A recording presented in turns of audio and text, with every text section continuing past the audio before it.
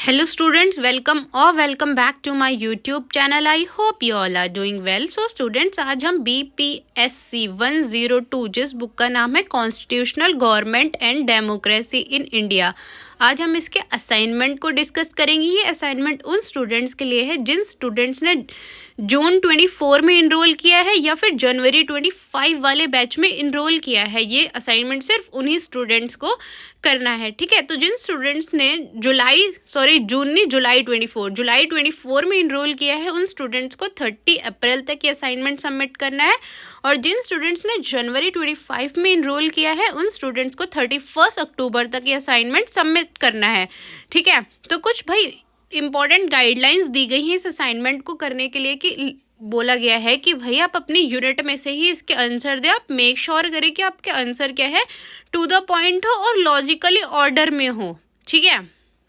और प्रेजेंटेशन भाई आप खुद अपने आंसर के साथ सेटिस्फाई है जब आप उसको सबमिट कर दे उस असाइनमेंट को, ठीक है। तो ये आपका 100 मार्क्स का असाइनमेंट है। इसमें आपके 3 सेशंस होंगे, असाइनमेंट 1, असाइनमेंट 2 एंड असाइनमेंट 3। तो आपके जो असाइनमेंट 1 है उसमें आपके 2 क्वेश्चंस रहेंगे। आपका ईच क्वेश्चन 20 मार्क्स का होगा और इसमें आपकी वर्ड लिमिट है 500 वर्ड्स। असाइनमेंट 2 में आपके 3 क्वेश्चंस रहेंगे जिसमें ईच क्वेश्चन आपका 10 मार्क्स का होगा और इसमें आपकी वर्ड लिमिट है 250 वर्ड्स। असाइनमेंट 3 में आपके 5 क्वेश्चंस रहेंगे जिसमें ईच क्वेश्चन आपका 6 मार्क्स का होगा और इसमें आपकी वर्ड लिमिट है 100 वर्ड्स। देखो जो ये आपकी लाइन लिखी है ना, each question carry 10 marks, assignment 3 में ये मिस्टेक से लिख दी है। इसमें आपका हर क्वेश्चन 6 मार्क्स का ही होगा, ठीक है। ये इनकी मिस्टेक हुई है प्रिंटिंग। असाइनमेंट के सॉल्यूशन को डिस्कस करते हैं। असाइनमेंट 1 में आपके 2 क्वेश्चंस रहेंगे, ईच क्वेश्चन आपका 20 मार्क्स का होगा। इसमें आपकी वर्ड लिमिट होगी 500 वर्ड। फर्स्ट क्वेश्चन है आपका, elaborate upon the emergency provisions outlined in the Indian constitution. तो सबसे पहले हम इंडियन कॉन्स्टिट्यूशन बताएंगे कि होता क्या है, फिर हमने इसमें 3 टाइप्स की इमरजेंसी डिस्कस की है, ठीक है। जैसे नेशनल इमरजेंसी, आपकी स्टेट इमरजेंसी है, ठीक है। तो उस टाइम पे कौन सा रूल लगता है और कौन सा आर्टिकल लगता है, ठीक है। और थर्ड है आपकी फाइनेंशियल इमरजेंसी, ठीक है। फिर हमने इसकी लिमिटेशंस बताई हैं कि भाई क्या क्या लिमिटेशंस होती हैं इसमें, और फिर मैंने इसमें सिग्निफिकेंस बताया, ठीक है। ये 500 वर्ड से ज़्यादा ही वर्ड्स है, तो आप देख लेना कि आपको कितना लिखना है। नेक्स्ट क्वेश्चन है, discuss the philosophical underpinning that shape the constitution of India, ठीक है। तो जैसे ही इसमें भी कॉन्स्टिट्यूशन ऑफ इंडिया के बारे में बताया, फिर इसमें इसकी फिलोसफी बताई है, ठीक है। तो डेमोक्रेटिक प्रिंसिपल, जैसा आप देख सकते हैं कि मैंने इसमें पहले एक पॉइंट लिखा और फिर उस पॉइंट को पूरा एक्सप्लेन किया और बीच बीच में कुछ बोल्ड भी वर्ड्स लिखे हैं, ठीक है। तो ये बोल्ड वर्ड्स को मैंने हाईलाइट किया है, तो ऐसे आप भी हाईलाइट कर सकते हो। आपकी चॉइस है कि आपको कैसे असाइनमेंट बनाना है और कैसे नहीं बनाना, ठीक है। नेक्स्ट है आपका असाइनमेंट 2 जिसमें आपके 3 क्वेश्चंस रहेंगे, ईच क्वेश्चन आपका 10 मार्क्स का होगा। इसमें आपकी वर्ड लिमिट होगी 250 वर्ड्स, ठीक है। तो इसका फर्स्ट क्वेश्चन है, what is the function of parliamentary committees. तो सबसे पहले पार्लियामेंट्री कमेटीज बताइए, फिर मैंने उसके फंक्शंस को एक्सप्लेन किया है, ठीक है। सबसे पहले फंक्शन लिखे और फिर उसको एक्सप्लेन किया है, ठीक है, जैसा कि आप देख सकते हैं। नेक्स्ट क्वेश्चन है, outline the scope and significance of judicial review. तो सबसे पहले मैंने जुडिशियल रिव्यू बताया है कि होता क्या है, फिर मैंने उसके स्कोप को एक्सप्लेन किया है, ठीक है, जैसा कि आप देख सकते हैं। फिर मैंने उसके सिग्निफिकेंस बताए हैं कि भाई उसके कितने सिग्निफिकेंस होते हैं।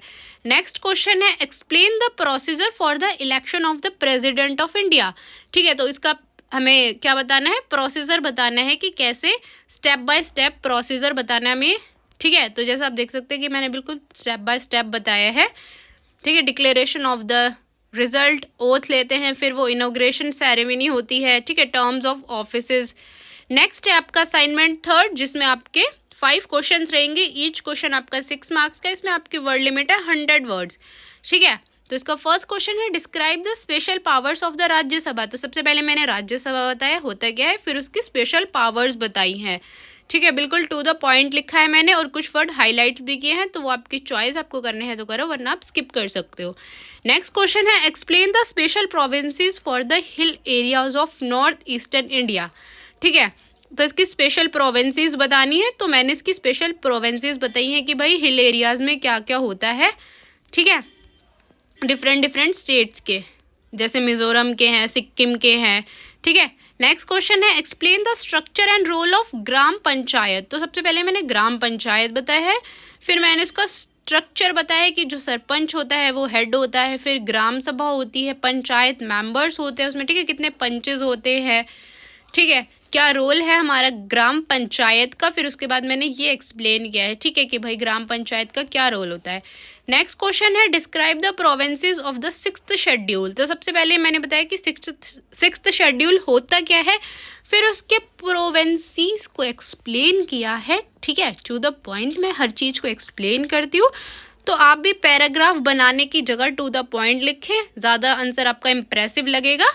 लास्ट एंड नेक्स्ट क्वेश्चन है आपका compare fundamental rights and directive principle of state policy. तो सबसे पहले मैंने फंडामेंटल राइट्स और डायरेक्टिव प्रिंसिपल होते क्या है वो बताया है, फिर मैंने उनका कंपैरिजन लिखा है एक साथ। तो देखो मैंने एक साथ लिखा है, आप इसको अलग अलग भी लिख सकते हो, ये टोटली आपकी चॉइस है, ठीक है। जैसे इन्फोर्सेबिलिटी, इसके फंडामेंटल राइट्स लिखे हैं, फिर डायरेक्टिव प्रिंसिपल्स लिखे हैं, ठीक है। तो देखो आप ध्यान रखो कि जितनी आपको वर्ड लिमिट दी गई है आप उससे ज़्यादा ही वर्ड्स लिखे, उससे कम वर्ड्स ना लिखे, आप कोशिश करें ज़्यादा से ज़्यादा टू द पॉइंट आंसर दें, ठीक है। और अगर आप हाईलाइट्स करना चाहते हैं किन्हीं पॉइंट्स को तो वो आपकी चॉइस है, उससे आपके मार्क्स कट नहीं होंगे अगर आप हाईलाइट नहीं करोगे तो, ठीक है। आई होप कि आपको ये असाइनमेंट समझ आया होगा। अगर फिर भी आपको कोई डाउट है तो आप मेरे से कमेंट्स में पूछ सकते हैं, और अगर आपको इस असाइनमेंट के सॉल्व PDF चाहिए तो मैं अपने क्वारी ग्रुप का लिंक डिस्क्रिप्शन में दे दूंगी, आप वहाँ से ग्रुप ज्वाइन करके वो मेरे को DM कर सकते हैं। And don't forget to subscribe my YouTube channel and thank you for watching.